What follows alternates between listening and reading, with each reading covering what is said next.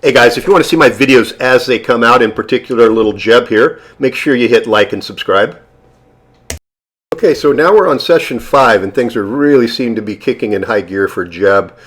I love how he's really paying attention to the center arc. He picks up the trail quick, but notice how fast he runs and his head's so wide open. And all of a sudden he does this hard left and then turns around and comes back. This is because he lost the trail. Because he was moving too fast. And so this is the type of self-correction that really comes in handy for us that you can't mimic when you're holding on to the leash. It's just impossible. When stuff like this happens, he runs out of odor, he has to self-correct. So what does he learn? He learns he needs to slow down a little bit when he runs into these issues. And when we're doing all this off-lead stuff, this is all about self-discovery, making mistakes, and then fixing them on his own. What that's going to do is it's going to create a more independent dog, a dog that's going to be far more focused, and in the long run, a dog that when he's working real types of cases and such, he can solve them much easier than a dog that's guided through these types of problems by the lead.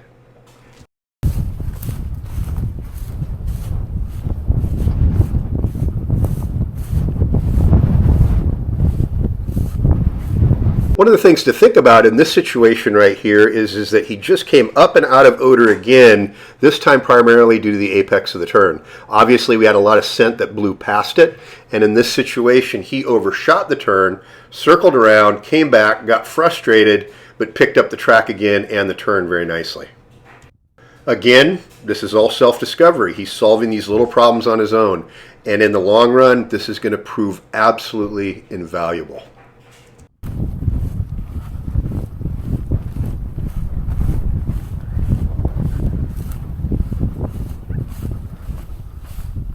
And we see some evidence of that right here as he approaches his second turn. Look how fast he solves it compared to that last one. I mean, it's much quicker. And part of the reason being is he got thrown for a loop on the first one, didn't like it, and because it didn't work out so well and it took a while to figure out, he applied that to the next similar problem.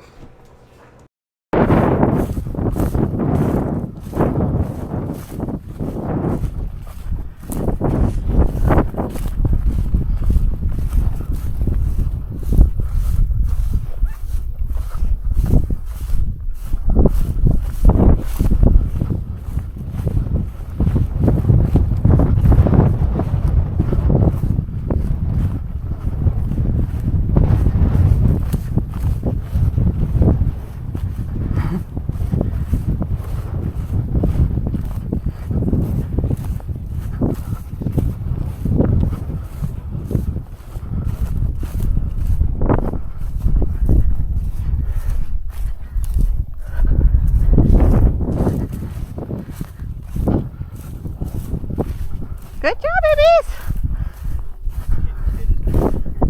I know. That's okay. Good job, Jeb! Good boy! Yeah! Tunas. Oh, he's a good boy! Here's the big test. Did the imprinting pay off? Question mark. As he comes in, he takes odor just like before, and you're going to see very quickly that having the person already gone really makes no difference whatsoever. He knows what to do, and the scent article is the trigger. That's really what we wanted to have happen. And so now, in this particular situation, we are ready to just do cold trails only and work on that. The other thing is we're going to get to the point where you're going to start picking up that lead pretty soon. But what I want you to do is when we start running these trails in the future, let's add a 30-foot lead trailing behind him, okay? It's going to be really important. I want him to get used to more weight and more friction on the surface as he's running, so he starts getting used to some of that resistance and that restraint. That's going to be really important because when you switch over to you holding onto that leash, he's not going to like it as much.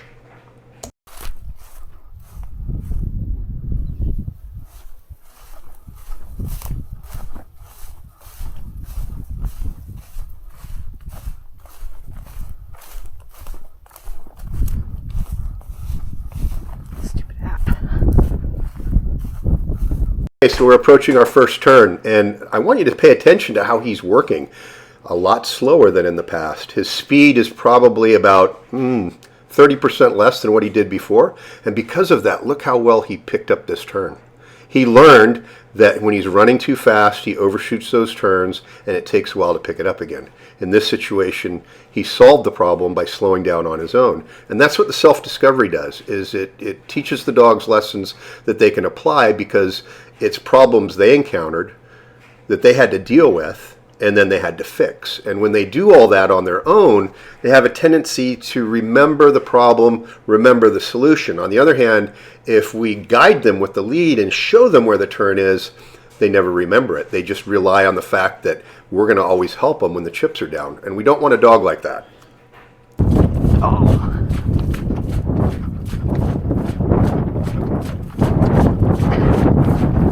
So now you're reaching your next turn, and he overshoots it just slightly, loops out just a little bit, and immediately comes back.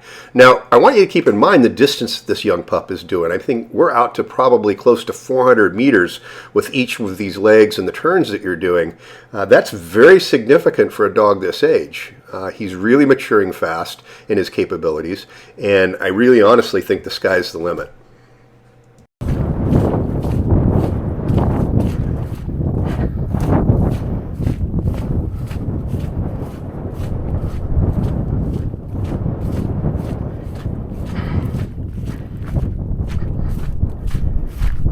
Now, I know you didn't plan for this ending, but it's actually a really good one, having this little stream of water that Jeb obviously has to cross to get to our subject. Really super important. And the fact is if this were in the middle of the trail and not at the end, there's a chance he might not have negotiated it quite as well, because he's in prey drive. When he sees the target, he knows the target's right there, he's going to be more inclined to solve these problems. So one of the things that we can do with our trails in the future is have them end with an obstacle that the dog has to negotiate around, over, through, small stream, gully, climb a little bit, whatever you can think of. And it's always best to do it when Jeb knows the subject is there, because then he's going to be more inclined to solve the problem, if that makes any sense.